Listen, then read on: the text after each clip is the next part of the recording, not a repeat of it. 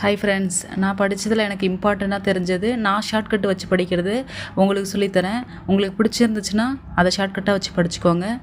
இப்போ பாருங்கள், 10th social science புக்கில் இயற்கை அமைப்பை 50 பிரிவுகளாக பிரிச்சுருப்பாங்க.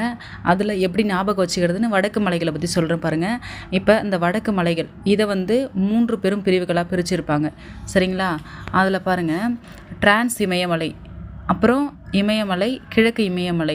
இதில் பாருங்கள், டிரான்ஸ் இமயமலையில் இம்பார்ட்டன்ட் பாயிண்ட் பார்த்திங்கன்னா, டிரான்ஸ் இமயமலை திபெத்தியன் இமயமலை எனவும் அழைக்கப்படுகிறது. அப்புறம் பாருங்கள், இந்த இமயமலையில் இருக்கிற அந்த பாறை படிமங்கள் எப்படி இருக்குன்னா டெர்ஷியரி கிரானைட் பாறைகளாக இருக்குது அப்படின்னு சொல்லியிருக்காங்க. இது எப்படி ஞாபகம் வச்சுக்கிறதுனா, டிரான்ஸ் இமயமலைக்கு நம்ம டீ போடுவோமா, டிரான்ஸ் எழுதும்போது டிரான்ஸ் இமயமலை டீ, அதே போல் திபெத்தியன் அதுக்கும் டீ வருதுங்களா. அப்புறம் பாருங்கள், டெர்ஷியரிக்கும் டீ வருது பாருங்கள், டெர்ஷியரி கிரானைட் பாறைகள். இது இம்பார்ட்டன்ட். அப்புறம் பார்த்திங்கன்னா, முக்கியமான மலைத்தொடர்கள் ஜாஸ்கரு, லடாக்கு, கைலாஷ் மற்றும் காரகோரம். இது ஞாபகம் வச்சுக்கோங்க. அப்புறம் இதில் அடுத்து இமயமலையில் முக்கியமானது பாருங்கள், வடக்கே இருந்த யுரேஷியன் நிலப்பகுதியும் தெற்கே இருந்த கோண்டுவானா நிலப்பகுதியும் ஒன்றை ஒன்று நோக்கி நகர்ந்தால் ஏற்பட்ட அழுத்தத்தின் காரணமாக இடையில் இருந்த டெத்திஸ் என்ற கடல் மடிக்கப்பட்டு இமயமலை உருவானது. அப்போ எந்த கடல்னால் டெத்திஸ் என்ற கடல். இதை ஞாபகம் வச்சுக்கோங்க.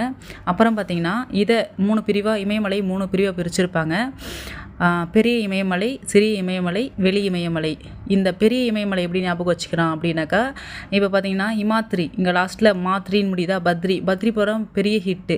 அப்போ பெரிய ஹிட்டு பத்ரி படம் அப்படி ஞாபகம் வச்சுக்கோங்க. அப்புறம் சிறிய இமயமலை இமாச்சல். இந்த சிவாலிக்கு பாருங்கள், நம்ம சிவலிங்கத்தை நம்ம வெளியில் கோயிலில் போய் தான் வணங்க முடியும். வீட்டில் நம்ம சிவனை வச்சுருக்க மாட்டாங்க, சிவலிங்கத்தை மேக்ஸிமம். அப்போ பாருங்கள், வெளி இமயமலை சிவாலிக் இப்படி வச்சு ஞாபகம் வச்சுக்கோங்க. Thank you friends.